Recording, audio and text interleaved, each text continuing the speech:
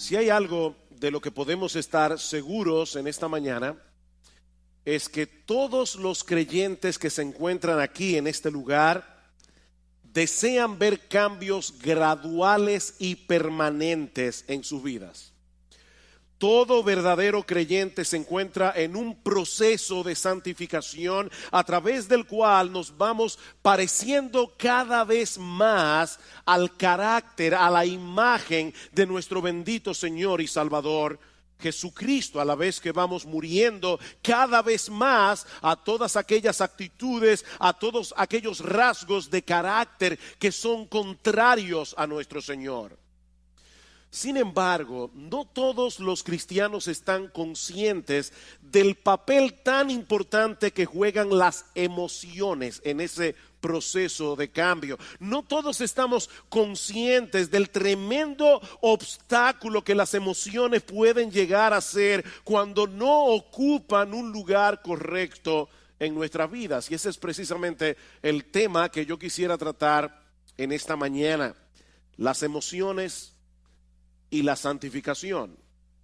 Mis hermanos, nuestras emociones juegan un papel de suprema importancia en cada decisión que nosotros tomamos, en la forma como evaluamos y reaccionamos cada información que recibimos, en nuestra relación con los demás, incluyendo nuestra relación con el Señor, en el proceso de aprendizaje, en el crecimiento espiritual, en la forma como nos comportamos. Nosotros somos seres emocionales.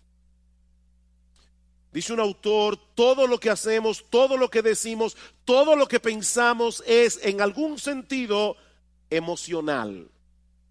De hecho, constantemente nosotros nos encontramos revelando lo que hay en nuestros corazones en forma o en función de nuestras emociones. ¿Cuántas veces nosotros decimos me siento de esta o de aquella manera?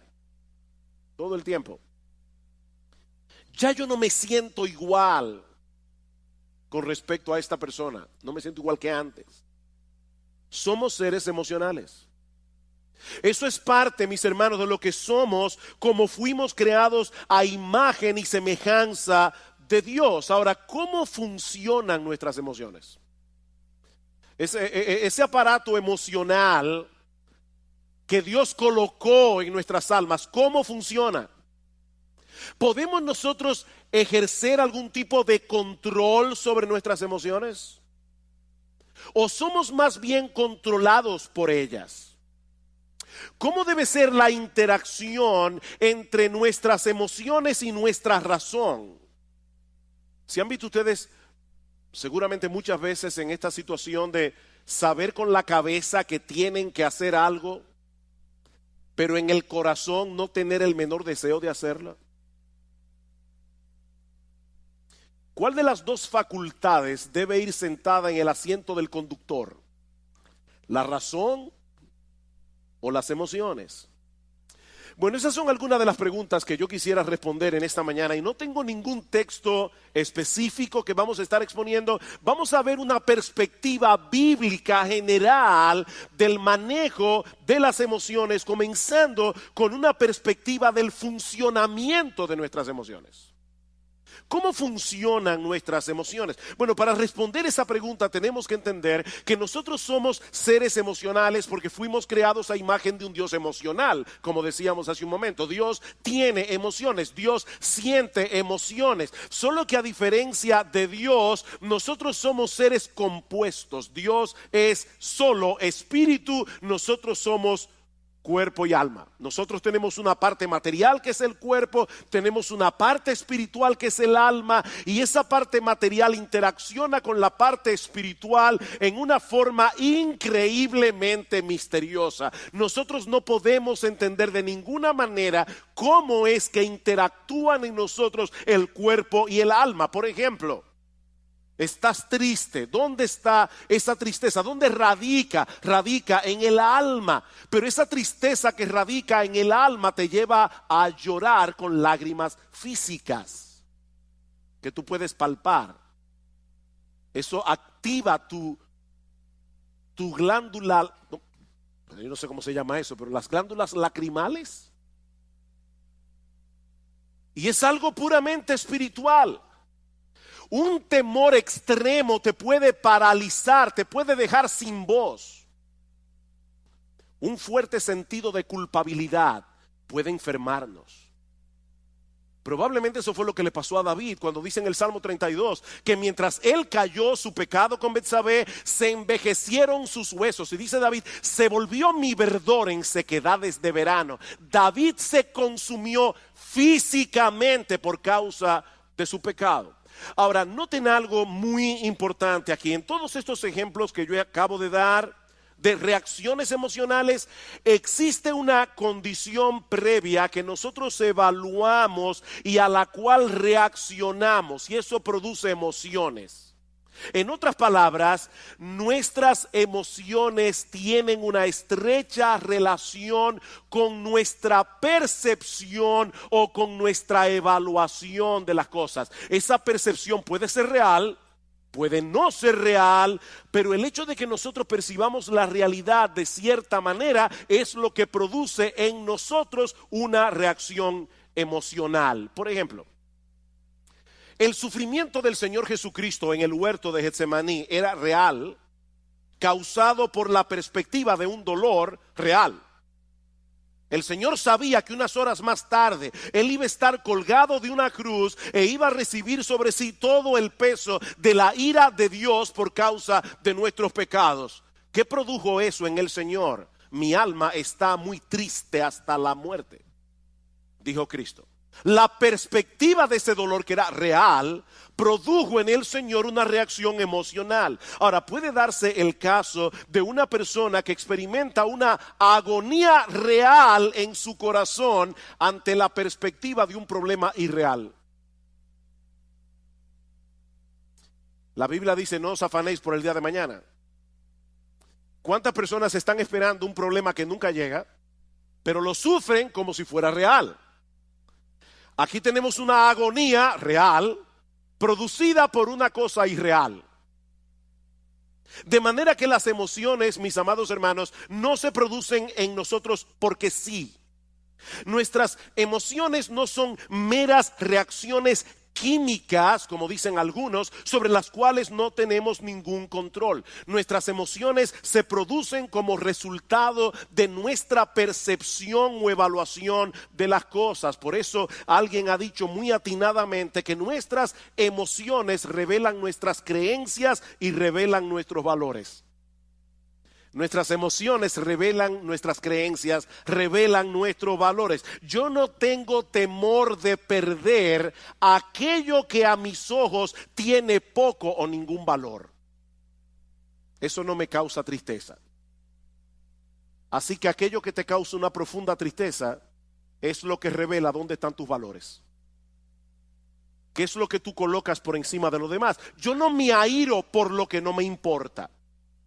Las emociones siempre tienen un objeto en la mira que a nuestros ojos posee algún valor. Brian Borgman dice, por ejemplo, pensar en la ira no produce ira. Vamos a suponer que usted está en la universidad, están dando una clase sobre la ira. Eso no produce ira. Pero pensar en el aborto sí lo produce. ¿Se dan cuenta? Pensar en la ira no produce ira. Pensar en la injusticia del aborto sí produce ira, o debería producir ira. Ahora, por supuesto, eso no significa que antes de experimentar una emoción nos detenemos a evaluar conscientemente lo que está sucediendo a nuestro alrededor para luego reaccionar. Eso es algo que ocurre de manera instantánea. Por ejemplo, si en medio de la noche, a las 3 de la mañana, tú estás profundamente dormido, escuchas un ruido atronador en la sala de tu casa, lo más natural es que sientas temor inmediatamente, aunque tú no tengas ni idea de lo que produjo ese ruido. Ese temor se produce por la percepción de que puedes estar en peligro. No es necesario que el peligro sea real. Tal vez fue que se cayó una lámpara, el gato la tumbó. Puede ser que no haya un ladrón en la casa. El peligro no es real. Pero basta con que tengamos la percepción de que podemos sufrir algún tipo de daño y eso va a disparar en nosotros la emoción del temor. Y lo mismo ocurre a la inversa. Un individuo puede estar tan seguro de que van a darle un aumento de sueldo que él ya lo está disfrutando sin tenerlo en la mano, aunque al otro día lo boten de la empresa. Y eso lamentablemente pasa muchas veces. O puede suceder que un individuo esté tan seguro de que la muchacha que le gusta le va a decir que sí, que él ya está experimentando la emoción de la boda. Pero resulta que ella le dice que no. Es así como funcionan nuestras emociones. El objeto de nuestra esperanza puede ser una mera ilusión, pero causa una emoción real. Ustedes recuerdan, luego de la victoria de Saúl contra el pueblo de Amalek, que Samuel mandó a llamar al rey Agag, a quien Saúl le había perdonado la vida, a pesar de que Dios le había dicho explícitamente que lo matara. Dice la Biblia en 1 Samuel capítulo 15, versículo 32, que Agag vino delante de Samuel alegremente, pensando dentro de sí que el peligro había pasado. Unos minutos más tarde fue descuartizado. Su alegría fue real, pero su perspectiva de la realidad no lo era. Y eso nos lleva de la mano a nuestro segundo encabezado. Ya vimos, yo espero que se haya podido entender cómo funcionan las emociones, cómo se disparan las emociones. Bueno, veamos ahora en segundo lugar nuestra responsabilidad en el control de las emociones. Nuestra responsabilidad en el control de las emociones. Mis hermanos, si nosotros partimos de la presuposición de que nuestras emociones son impulsos primitivos o meras reacciones químicas sobre las cuales no tenemos ningún control, entonces nosotros no somos responsables por las emociones que experimentamos. Sin embargo, es interesante notar que en la Biblia Dios nos da órdenes muy precisas con respecto a las emociones que nosotros deberíamos sentir con respecto a ciertas cosas. Dios nos da órdenes emocionales. Por ejemplo, en Deuteronomio capítulo 6, versículo 5. Dice que nosotros debemos amar a Dios. ¿Cómo? Con todo nuestro corazón, con toda nuestra alma, con todas nuestras fuerzas. Ese es un deber que Dios impone sobre el hombre. Y eso no solo incluye nuestra voluntad, eso incluye nuestras emociones. Mis hermanos, lo que Él espera de nosotros no es una obediencia fría, formalista, mecánica a sus mandamientos. Lo que Dios espera de nosotros no es una ortodoxia fría. Lo que Dios espera de nosotros es que le amemos, que le adoremos, que le alabemos, que le sirvamos con todo nuestro ser. Y eso incluye nuestro intelecto, incluye nuestra voluntad e incluye nuestras emociones. ¿Qué dice el Salmo 100? Cantad alegres a Dios, habitantes de toda la tierra. Venid ante su presencia con regocijo. Nosotros debemos venir a la casa de Dios, debemos venir a encontrarnos con el pueblo de Dios y sobre todas las cosas debemos venir a la presencia de Dios con una expectativa de alegría. Ahora ya yo me imagino a algunos aquí pensando: pastor, pero es que yo no puedo darle una orden a mis emociones para sentir ciertas cosas o para dejar de sentir otras cosas. ¿Cómo yo hago eso? Y eso es verdad, en parte. Yo no puedo decirme a mí mismo si estoy, ¿verdad?, frío, apático, y voy a la iglesia, vengo para la iglesia. Yo no puedo decirme a mí mismo: voy a tener gozo, voy a tener gozo, voy a tener gozo. De paso, eso suele matar el gozo. Cuando tú te levantas por la mañana y dices yo tengo que tener gozo, eso no te va a producir gozo.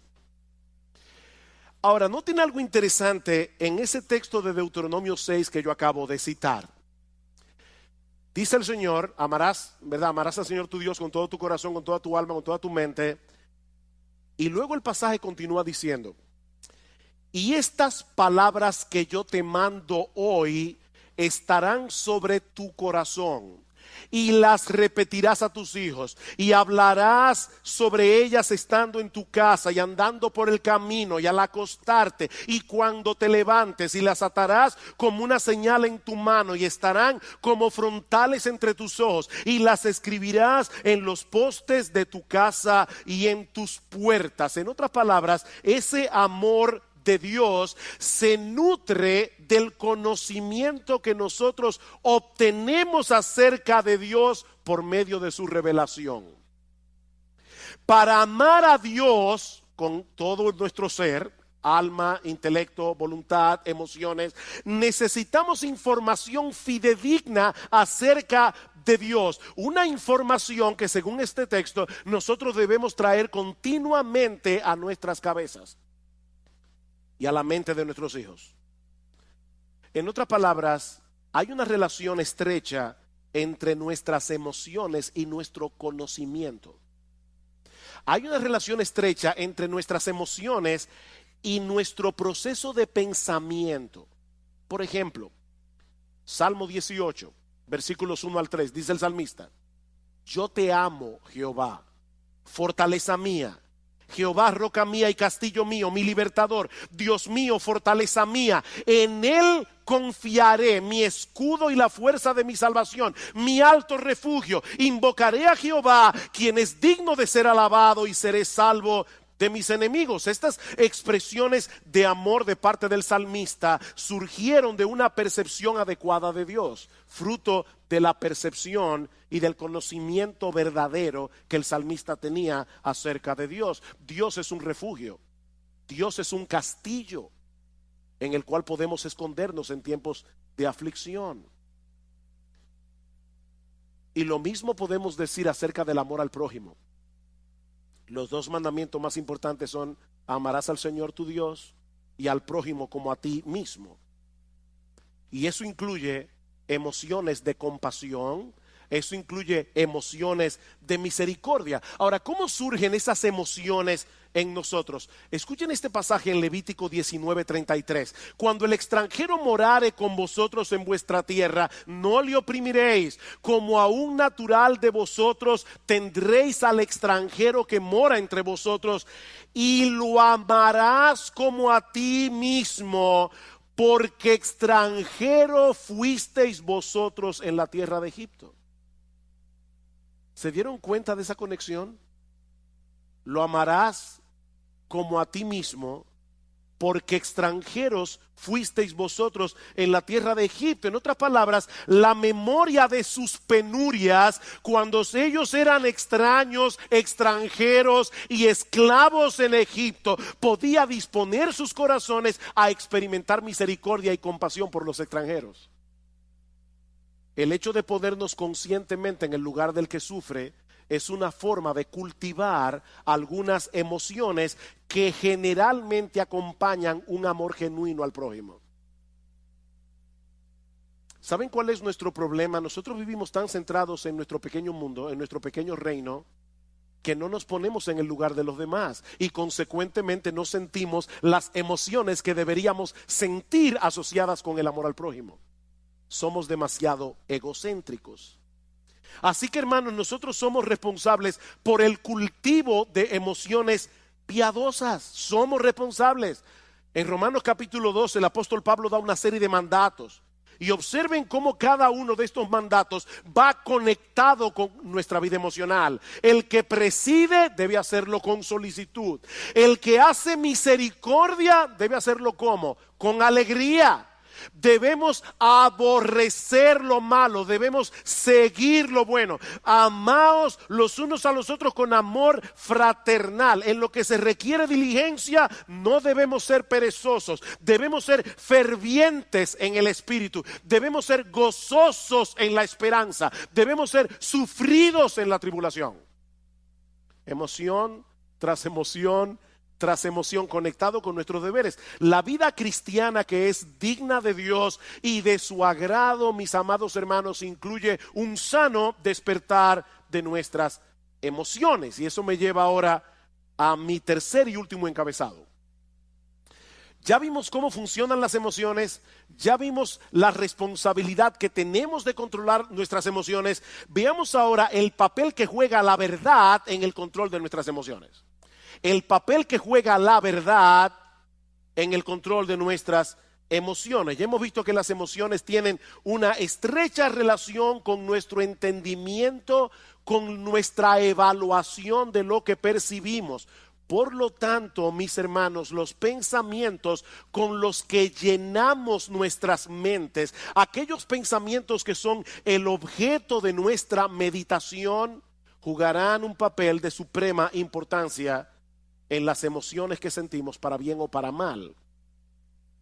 Por eso Pablo dice en Romanos capítulo 12 que nosotros no debemos conformarnos a este siglo, sino que debemos ser transformados por medio de la renovación de nuestro entendimiento. El proceso de santificación en la vida cristiana tiene como centro operativo nuestro entendimiento, no nuestras emociones. ¿Oyeron eso, hermanos? El proceso de santificación tiene como centro operativo nuestro entendimiento, no las emociones. Nosotros llegamos a la vida cristiana con muchas mentiras en nuestras mentes que ahora deben ser gradualmente desplazadas por la luz de la verdad de Dios revelada en su palabra. Eran estas mentiras las que estaban detrás de todo comportamiento pecaminoso y de toda emoción pecaminosa. Vamos a Efesios capítulo 4, versículo 17.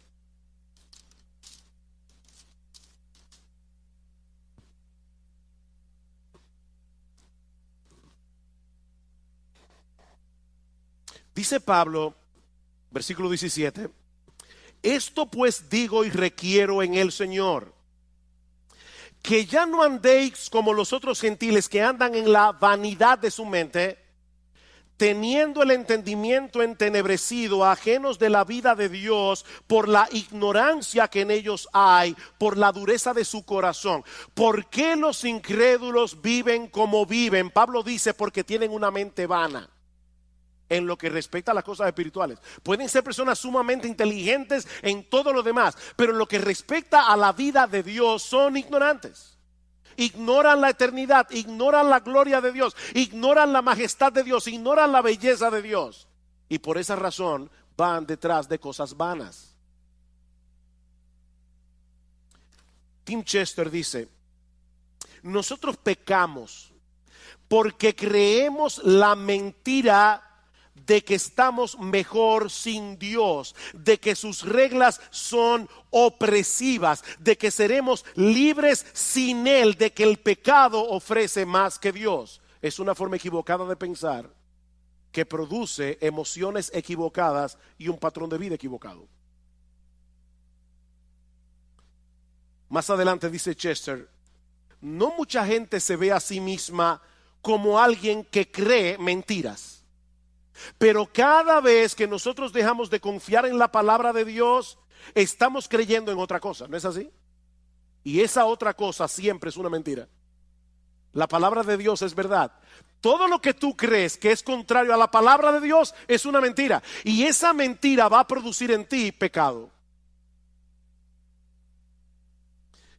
Y mis hermanos, esto es algo crucial. Recuerden que nuestras emociones dependen de nuestra percepción de la realidad. ¿Por qué nos deprimimos y nos amargamos ante las circunstancias adversas de la vida? ¿Por qué? Oh, pastor, pero eso es obvio. Si yo tengo un problema económico, me voy a deprimir porque tengo un problema económico. Si tengo un problema de salud, me voy a deprimir porque tengo un problema de salud. No. La razón por la que nos deprimimos y nos amargamos ante las circunstancias adversas de la vida es porque en el fondo de nuestros corazones nosotros no creemos que Dios esté en control. Es porque en el fondo de nuestros corazones nosotros no creemos que Dios nos ama. Nosotros no creemos que Dios está obrando a nuestro favor. ¿Se dan cuenta? Y no importa lo que tú digas con tu boca acerca de lo que tú dices creer. No, tu vida emocional revela qué es lo que tú realmente crees. Alguien decía que hay una brecha, un abismo entre lo que nosotros creemos en teoría y lo que creemos en la práctica. Hay una brecha allí. Déjenme ponerles un ejemplo. Y quiero ser lo más práctico que yo pueda, por eso estoy poniendo muchos ejemplos en esta mañana, porque este no es un tema fácil de entender, no es algo tan fácil de agarrar conceptualmente. Basado en la enseñanza de Pablo en la carta a los Colosenses, una de las cosas que Pablo nos dice en esa carta es que nuestra identidad está en Cristo y que nosotros estamos completos en Él. Colosenses capítulo 2, versículo 9 al 10. Eso quiere decir, mis amados hermanos, en términos bien prácticos, que nosotros no tenemos que tratar de probarle nada a nadie. Nosotros no tenemos que tratar de impresionar a nadie con nuestro desempeño, porque nuestra valía no depende de nosotros, depende únicamente de Cristo. Únicamente. De hecho, como decíamos cuando predicamos la serie de Colosenses, nosotros ni siquiera tenemos que tratar de impresionar a Dios, porque ya Jesús lo impresionó por nosotros. Ahora bien, un creyente puede estar aquí hoy en la mañana escuchando esto que yo acabo de decir como una declaración, nuestra valía, nuestra identidad, todo está en Cristo, nosotros estamos completos en Cristo. Un creyente puede estar aquí hoy, ahora mismo, en esta mañana, y estar asintiendo a esta enseñanza bíblica con todas sus fuerzas. Si nuestra identidad está en Cristo, o como dice Pablo en el capítulo 3 de Colosenses, nuestra vida está escondida en Él. Pero resulta que mañana, cuando este individuo que está aquí sentado hoy llega a su trabajo, le dan la información de que él ha sido despedido. Era un trabajo muy bien remunerado en una empresa muy reconocida. Ahora, esta persona tiene buenos ahorros, ha recibido una abundante remuneración por sus prestaciones laborales. Sin embargo, ahora se siente profundamente abatido, profundamente deprimido, porque en su mente él ha perdido su razón de ser en la vida. Antes él era alguien, porque él trabajaba en esta empresa tan reconocida. Pero ahora él se siente como un don nadie, más digno de compasión que de respeto. ¿Saben por qué? Porque en la mente de ese individuo, no importa la teología que él decía con la boca, en la mente de este individuo su identidad no depende de Cristo, depende de sus logros personales. Y eso le puede pasar a un padre. O sea, su identidad depende de que la gente lo reconozca como un buen padre. Una madre, su identidad depende de que la gente la reconozca como una buena madre. Y por supuesto, cuando sus hijos hacen una de las suyas, sobre todo públicamente, delante de todo el mundo, su universo se desmoronó, porque toda su identidad descansaba en esa identidad que esa persona había forjado. Ahora fíjense, este individuo que perdió el empleo, él sigue siendo cristiano, ¿verdad que sí? Él es creyente, solo que ahora es un creyente desempleado, de manera que su identidad primaria no ha cambiado, sigue siendo exactamente la misma. Él es un pecador salvado por gracia, justificado por la fe en la persona del Señor Jesucristo. El problema es que él todavía continúa sintiendo la necesidad de probar algo. No sé si se dan cuenta de lo que estoy tratando de explicar aquí. Él está tratando de probar algo, de justificarse ante los demás, o de justificarse ante sí mismo, cuando lo cierto es, mis amados hermanos, que nosotros no tenemos nada que probar. Cristo es nuestra identidad y eso no cambia con las circunstancias. ¿Ven ustedes, mis hermanos, cómo la mentira obra en nosotros? Así que si queremos ver cambios en nuestras vidas y llegar a ser emocionalmente estables, necesitamos que la verdad de Dios revelada en su palabra continúe desplazando las mentiras de nuestros corazones. Dice Tim Chester, la santificación consiste en hacer cada vez más pequeña la brecha que hay entre nuestra fe confesional y nuestra fe funcional. Nuestra fe confesional, lo que tú dices creer, tu teología, con lo que tú realmente crees en la práctica. Y más adelante, él añade, tratar de cambiar únicamente nuestra conducta no funciona, porque las mentiras que crearon esa conducta continúan allí todavía. Vamos al Salmo 119. Salmo 119. Ustedes conocen que este salmo tiene como tema central la palabra de Dios. Esto es un poema de amor a la palabra de Dios. ¿Qué dice el salmista en el Salmo 119? Versículo 25. Abatida hasta el polvo está mi alma. Vivifícame según tu palabra. ¿Qué puede sacarte de ese abatimiento? La verdad de la palabra de Dios. Versículo 28. Se deshace mi alma en ansiedad. ¿Qué debo hacer? ¿Tomar un ansiolítico? No, susténtame según tu palabra. Versículo 49. Acuérdate de la palabra dada a tu siervo, en la cual me has hecho esperar. Ella es mi consuelo en mi aflicción, porque tu dicho, lo que tú dices, Señor, que es la verdad verdadera, es lo que me ha vivificado. Versículo 92. Si tu ley no hubiese sido mi delicia, ya en mi aflicción hubiera perecido. Nunca jamás me olvidaré de tus mandamientos, porque con ellos me has vivificado, con la palabra de Dios. Versículo 111. Por heredad he tomado tus testimonios para siempre, porque son el gozo de mi corazón. Mis hermanos, ¿qué es lo que el salmista está diciendo aquí? Que es la verdad de Dios revelada en su palabra la que nos hace libres. Es la verdad de Dios revelada en su palabra la que nos consuela. Es la verdad de Dios revelada en su palabra la que levanta nuestra alma abatida. Es la verdad de Dios revelada en su palabra. Es el evangelio, mis hermanos, lo que nos hace libres. Es la verdad revelada en la palabra de Dios la que debe ir sentada en el asiento del conductor de nuestras vidas, no las emociones.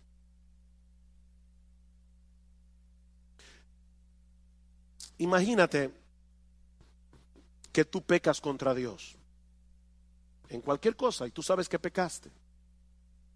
El Espíritu Santo te redarguye de pecado. Tú le pides perdón a Dios. Déjame hacerte una pregunta que quiero que respondas allí donde estás en tu corazón. ¿Cuántas veces tú has pecado contra Dios, le has pedido perdón por tus pecados y sigues sintiéndote culpable? ¿Cuántas veces?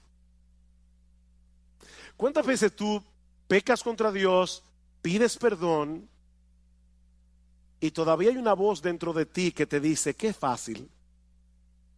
Después que hiciste lo que te dio la gana, ahora tú quieres venir delante de Dios para que te perdone. Aquí las emociones nos están traicionando. Porque la Biblia dice que si confesamos nuestros pecados, Él es fiel y justo para perdonar nuestros pecados y limpiarnos de toda maldad. ¿A quién tú le vas a creer?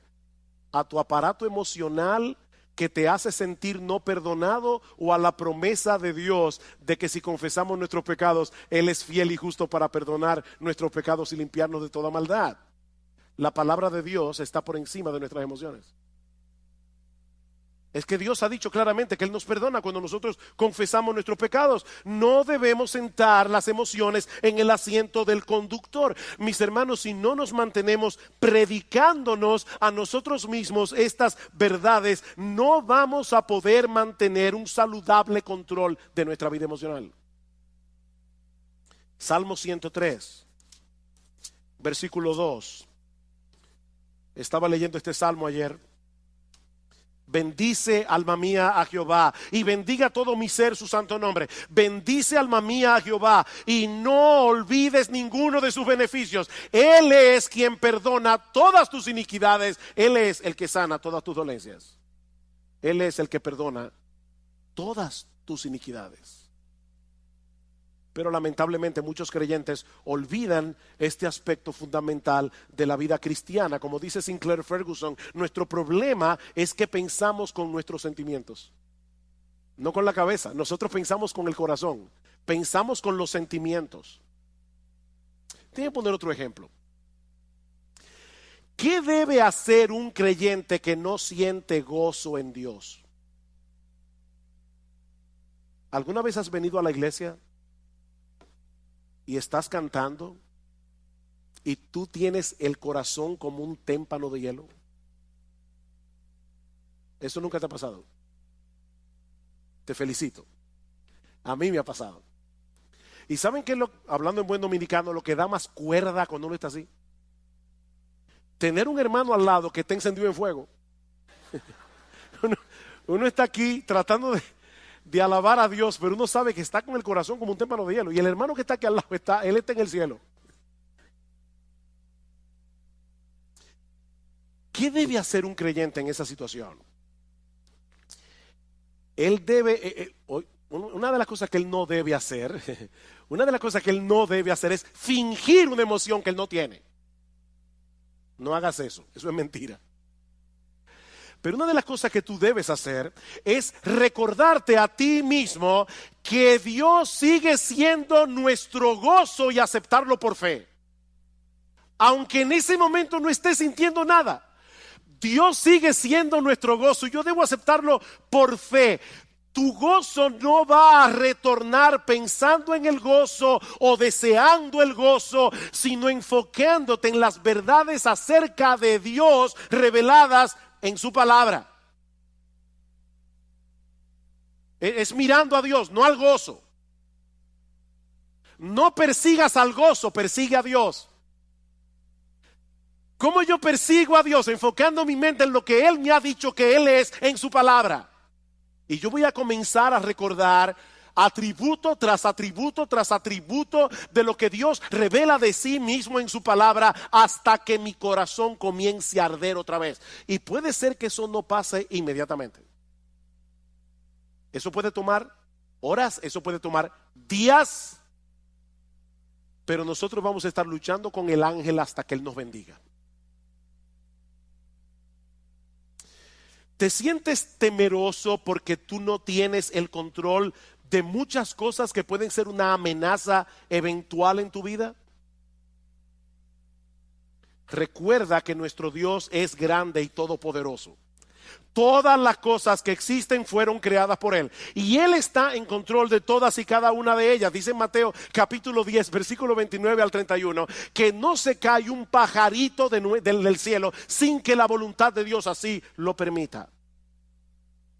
¿Saben lo que ocurre cuando no confiamos en el control soberano de Dios? Que entonces nosotros trataremos de asumir ese control en una forma pecaminosa, ya sea tratando de dominar por la fuerza a los demás o de manipularlos. La manipulación no es más que un intento de tomarle a Dios el control. Yo quiero controlar a las personas a mi alrededor. Otro ejemplo.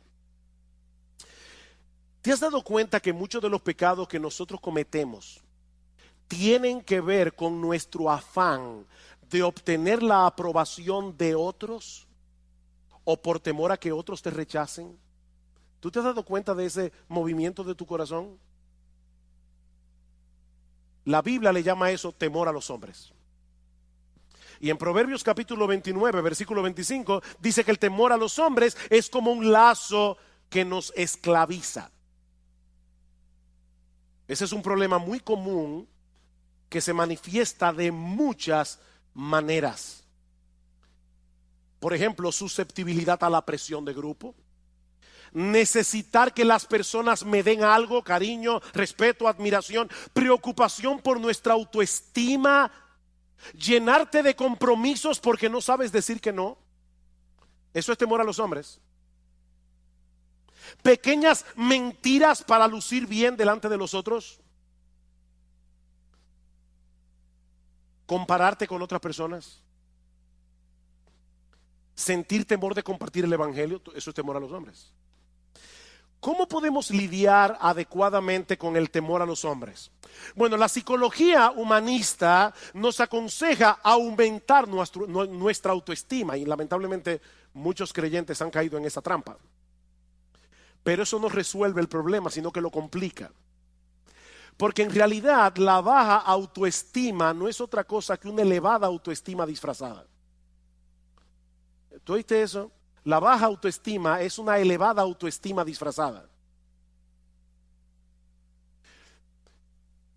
Déjeme explicar eso, porque sé que veo la cara de algunos mirándome así como con una cara de signo de interrogación. Una persona puede ser muy tímida, le da temor abrir la boca, y algunos dicen es que el pobre tiene una baja autoestima. No. La razón por la que él o ella es tímido es porque se estima tanto que él tiene miedo de abrir la boca y confirmar ante los demás que es un tonto. Es mejor callarse y dejar que las personas sospechen que tú eres un tonto, abrir la boca y confirmar que lo eres.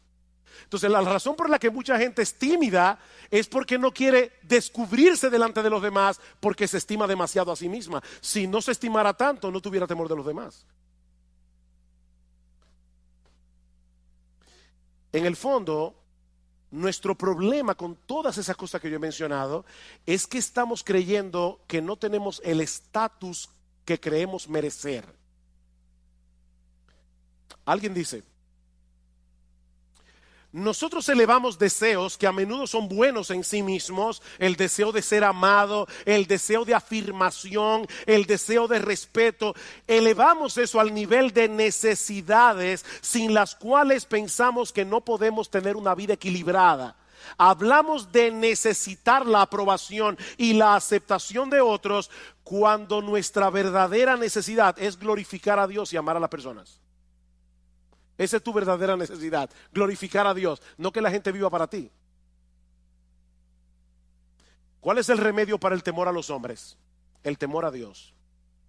El temor a Dios. Él es grande, Él es glorioso, Él es digno de admiración, Él es digno de temor reverente, Él es digno de adoración. Medita a menudo en su gloria, su grandeza, su justicia, su santidad, su amor, su poder, su esplendor, su belleza, su gracia, su misericordia, su compasión, y tú vas a ver cómo el temor a los hombres comienza a desvanecerse en tu corazón. Salmo 27. Salmo 27, versículo 1. Jehová es mi luz y mi salvación, ¿de quién temeré? Jehová es mi luz y mi salvación, ¿de quién temeré? Jehová es la fortaleza de mi vida, ¿de quién he de atemorizarme? Cuando se juntaron contra mí los malignos, mis angustiadores y mis enemigos para comer mis carnes, ellos cayeron y tropezaron. Aunque un ejército acampe contra mí, no temerá mi corazón. Aunque contra mí se levante guerra, yo estaré confiado. ¿Por qué? Porque Jehová es mi luz y mi salvación. Imagínate ese Dios al lado de la persona a la que tú le temes, y lo vas a ver como una pulga. ¿Te sientes atraído por las cosas de este mundo?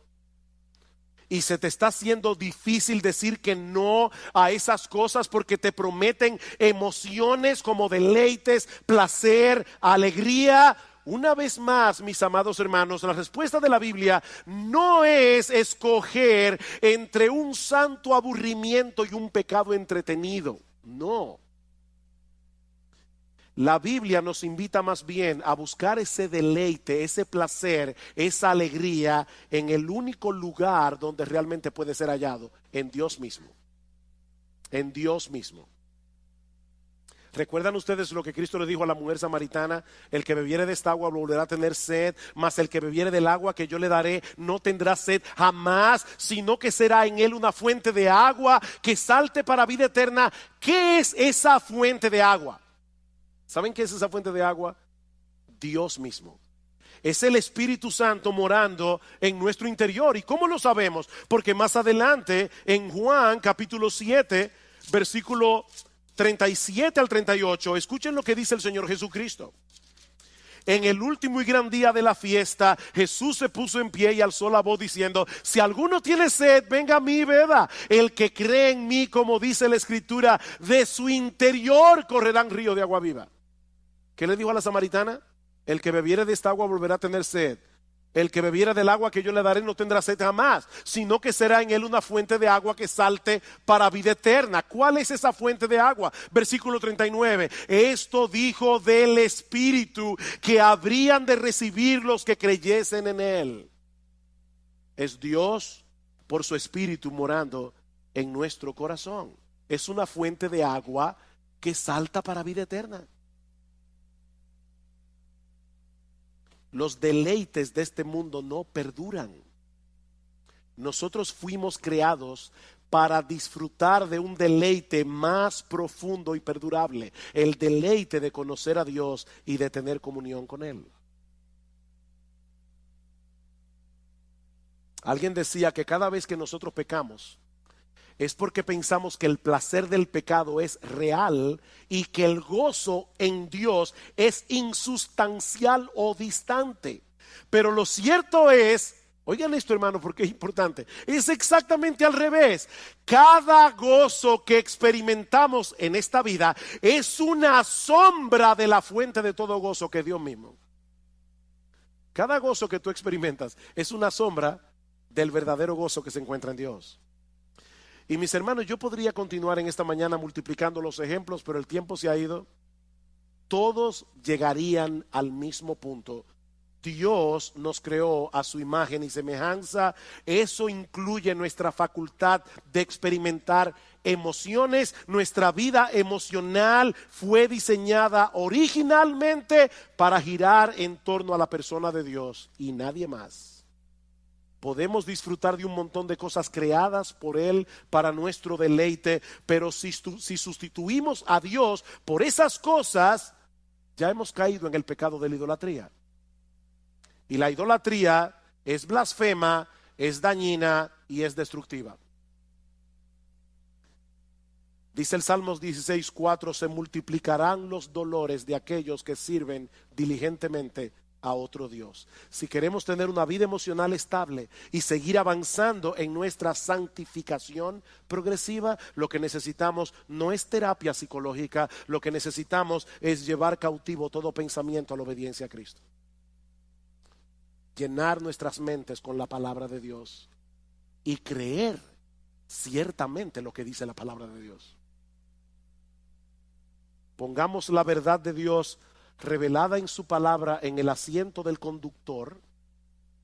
Sentemos las emociones en el asiento del pasajero y sigamos corriendo nuestra carrera con paciencia, con los ojos puestos en Jesús, buscando en Él y solo en Él lo que solo Él puede dar.